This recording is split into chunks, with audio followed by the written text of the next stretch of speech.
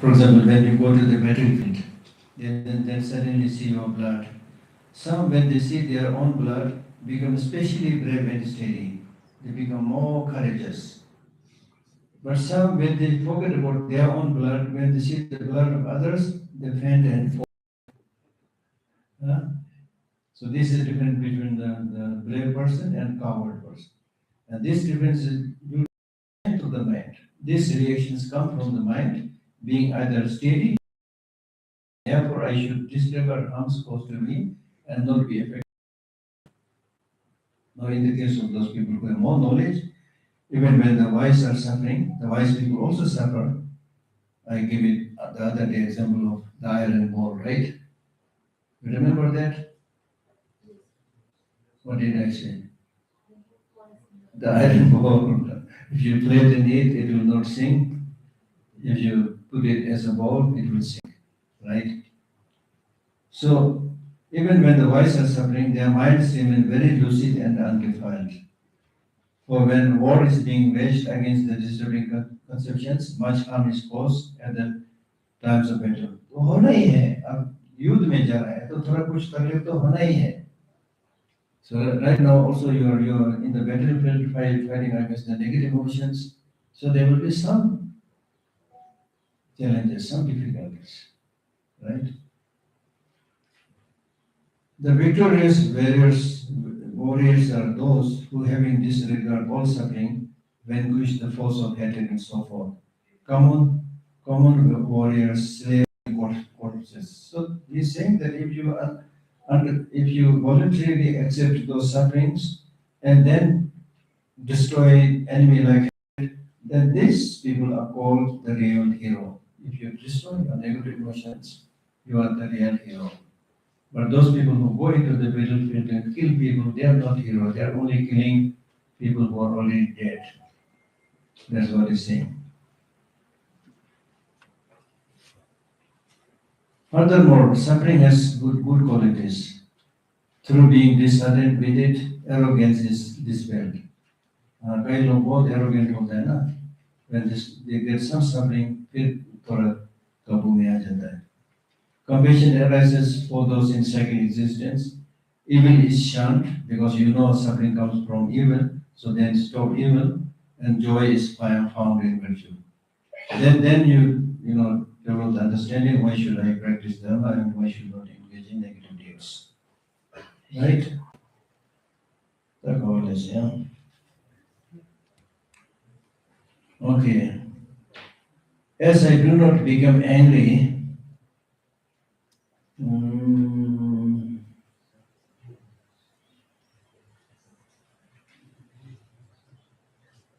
Okay. Now the next patient is called patience of developing conviction towards the Dharma teaching.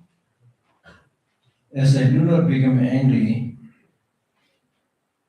with great sources of suffering such as jaundice, then why be angry with animate creatures? They too are provoked by conditions. For example, if you are walking, let us say if you are walking in the forest with your hands moving, then suddenly your hand hits a thorn or a tree or something or rock or something, then your hand starts bleeding. Will you be angry with the thorn and the rock? Will you be angry? Yes. And then you also hit against the thorn. Huh? Against the thorn. Then if a human being harms you, why you hit against them? Therefore they say, in one sense, dogs are more clever than human beings. If you throw a stone to a dog, the dog will not come straight to you. They'll first go to the stone, snip it a little bit, then come to you. In our case, we go straight to the person who threw the stone. But you will still say, no. Dogs are not clever than us. We are clever because the throne did not come by itself. It is thrown by the person. Therefore, I'm going to the person. Then in that case, the teaching says, if that is the case, then you should not go to the person also, but you should go to the negative emotion within that person. Because the main source is negative emotion. And you are not going to the main source, which is negative emotion, which is not, you are not going to the stone, which actually hit you, and you are catching somebody in between. This is stupid. Right?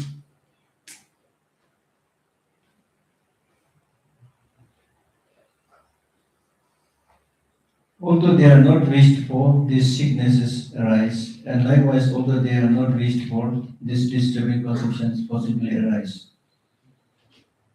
Because they don't have that motivation to harm you, right?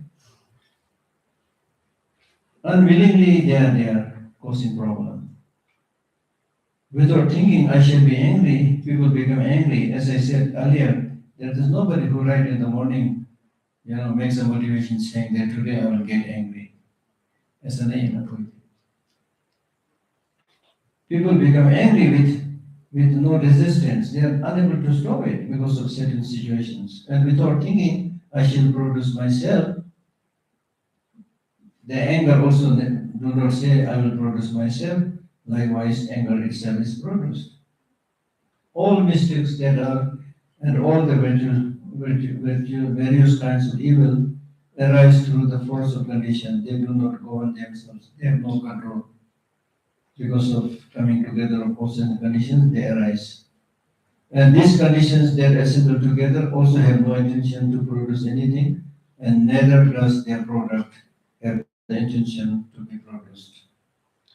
That which is asserted as the primal substance in some non-Buddhist schools, and that which is included as a cell, since they are unproduced, do not arise after having purposeful thought. I shall arise in order to cause harm. Now, this is actually, as a side, objecting some of the philosophical thoughts of, I think, Sankhya and other schools. They say there is a primal substance which is creator of many things. On the other hand, they say they have inherent existence, sorry, permanent existence.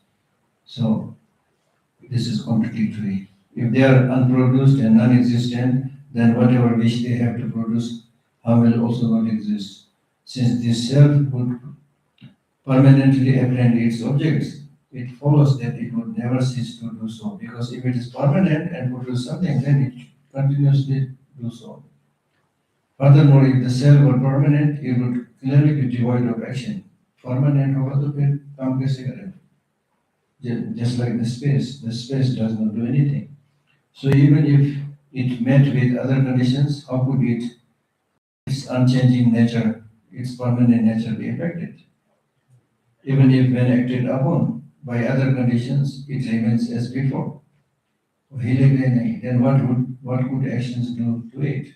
Thus, if I say that these conditions acts upon a permanent self, how could the two ever be causally related? So in short, hence everything is governed by other factors, which in turn are governed by others, and they have thus no control. And in this way, nothing governs itself. Having understood this, I should not become angry with phenomena that are like apparitions. So when many things, forces and conditions come together, things are produced, you should not get angry, right? And those who get angry, those who develop negative emotions, they also don't like to have these negative emotions, but they are like habituated with it. Certain factors arise and these things come, so they are helpless, right?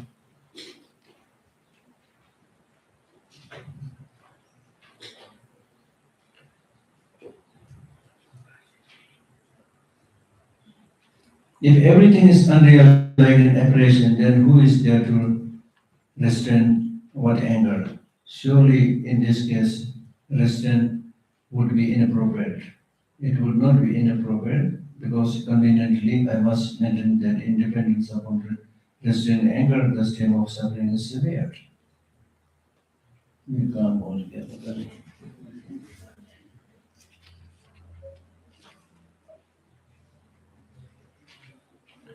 Now this statement will come again and again. Because when we discuss about emptiness, then we say things are like illusion, things are like apparition. If things are like illusion, then who will harm what? So therefore, ordinarily we think that in order to harm somebody, in order to eliminate something, it should be there inherently, independently. That's what we think. But according to the mathematical school of thought, no, there's nothing that has inherent existence. Things are like illusion. Things are like illusion does not mean they are not there. Doesn't mean they're right. So maybe here or maybe tomorrow, I'll explain a little bit about this notion of emptiness a little bit more tomorrow.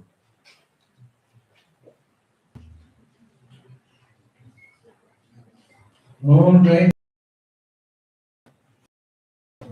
Bombard me with questions.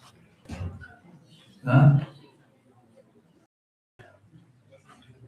Shall I continue to do the because we have one set only tomorrow. So shall I continue to read the text or have some fun?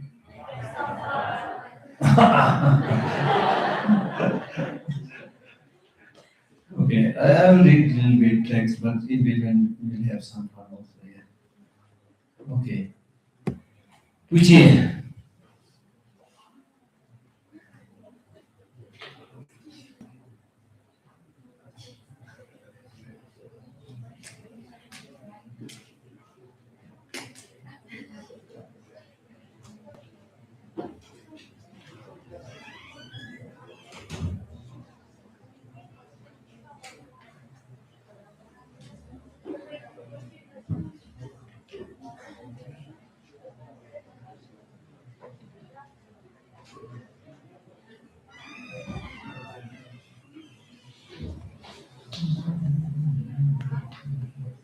Anybody have a question?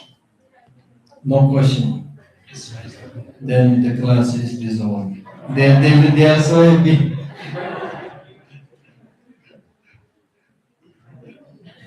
Irrigation. Oh, So, from where did you pop up? I was sitting here. So actually, is the definition of happiness is satisfaction? Yes, according to me. So, But people give other explanations also. so if that's the case, Geshala, then if a person get satisfied by doing, if a person get satisfied by doing some bad things like drinking alcohol, drinking cigarette, and can be also considered as an happiness for that person. Genuine satisfaction. And from there, the person will not get genuine satisfaction. Some kind of temporary maybe satisfaction, not genuine satisfaction. Thank you. That's all. ऐसा जवाब देना चाहिए ना.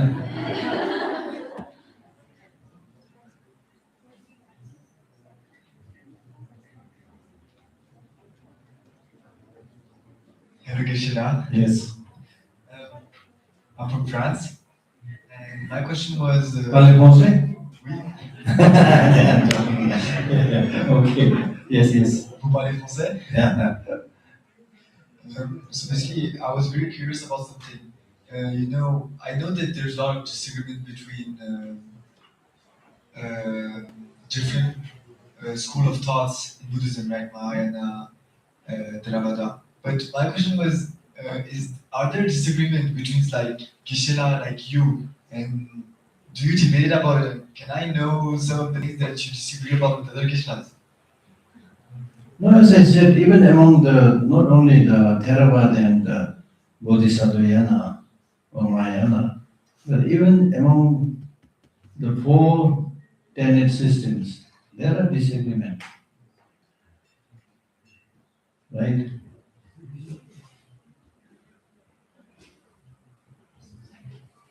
I ask you some of the disagreements.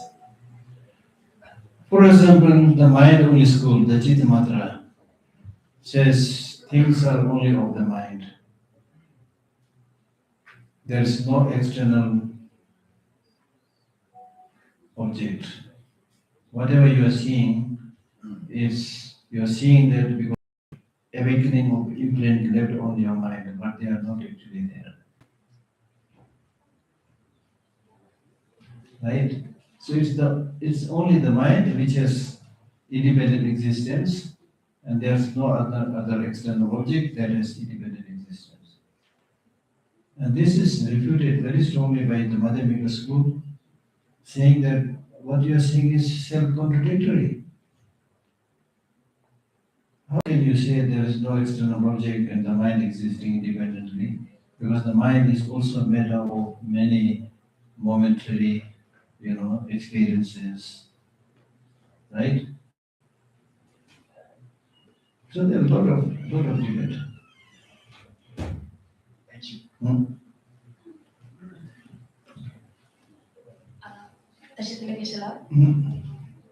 My question is that in Buddhism we always hear this one specific word that is like sentient beings. So like I also have like a broad question that what exactly are sentient beings? What would you consider sentient beings? Sentient beings are those beings that has consciousness. Consciousness. So Those that has consciousness, sentient being. So a person in a coma who has no consciousness of what is happening around him or her, are they Okay, sentient beings? if you are playing with the word, I also know how to play with the word. Then instead of consciousness, I will say those that has a mind. Those that have minds. It's called sentient being. Okay, but like for example, if we go to the lower levels of the Yeah. animal Yeah. beings, for example, in Buddhism we don't consider plants as sentient Yes, beings. that's true. Right, we don't do it. Yeah. But plants have the ability to respond to the stimuli that the environment produces them, So for example, if they feel water, like the stomata of the leaves open up and stuff like that, so they respond to the stimuli.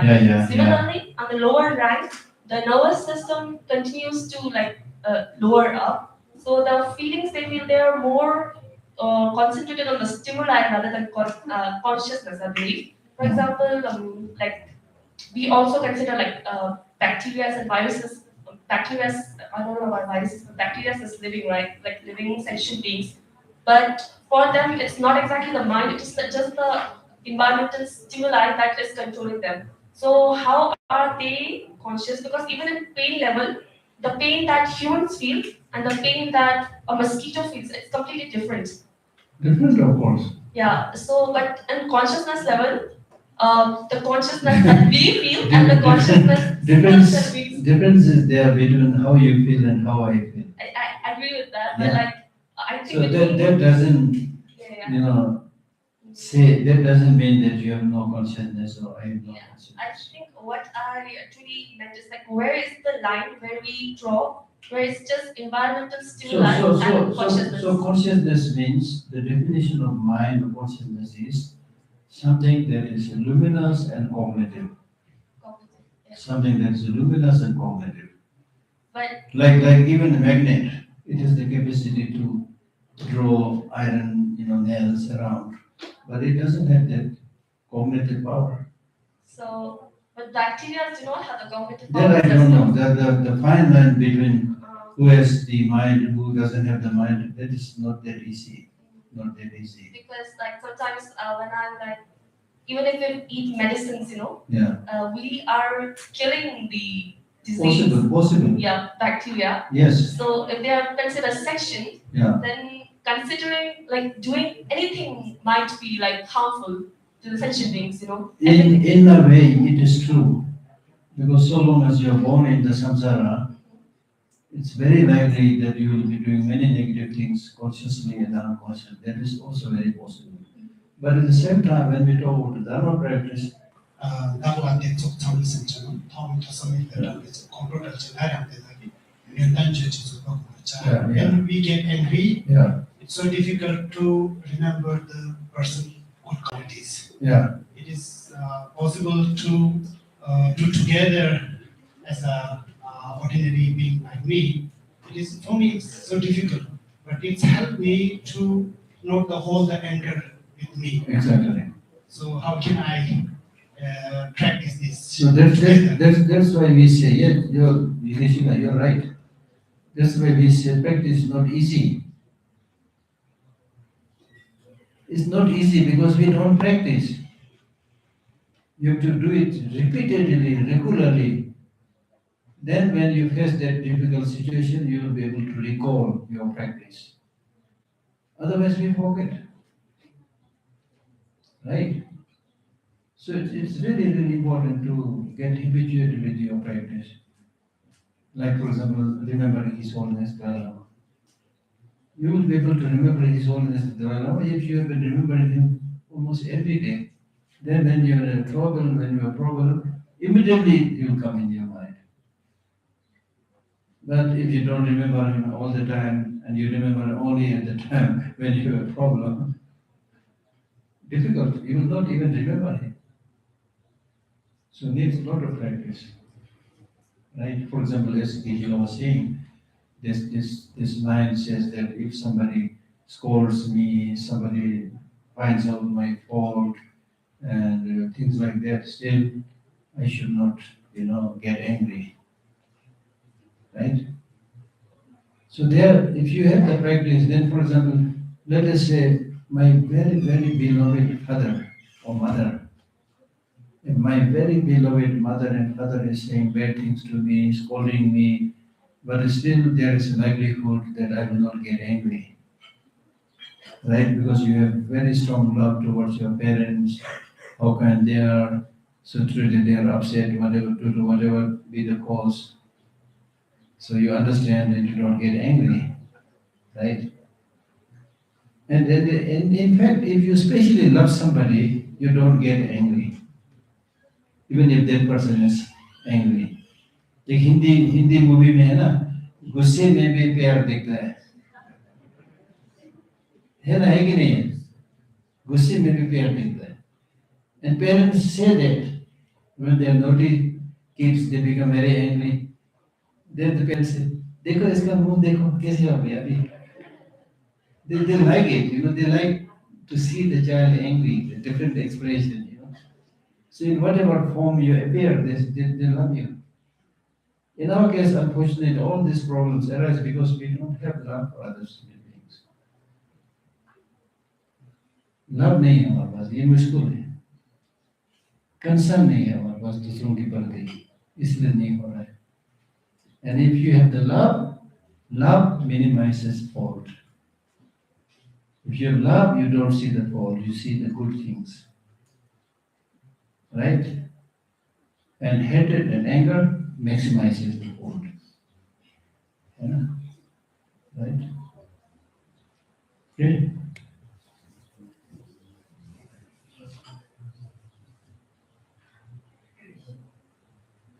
There's one. So, after,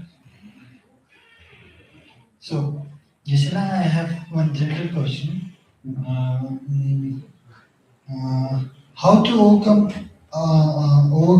on our thought of giving up on our goal in our life after multiple failure? What's the goal?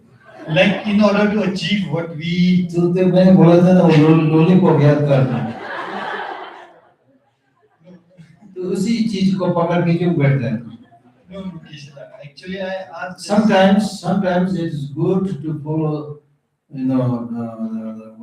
what's his name, Robinson Bruce or somebody, who waged a war with the enemy.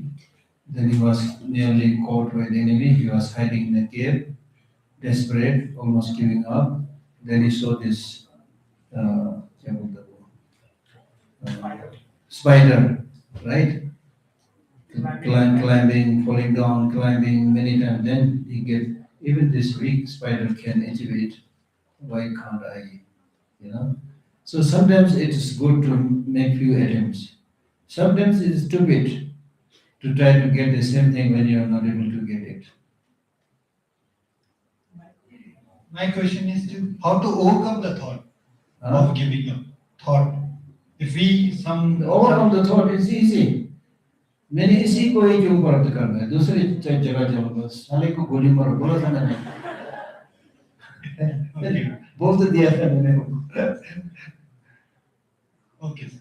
yeah yeah Shantideva Geshala. uh, I have this question, Geshala.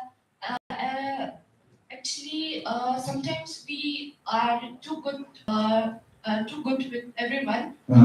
So some people take it for granted. yes. So how should we deal it with? In terms of human relationship, your relationship with other people should be like your relationship with the fire.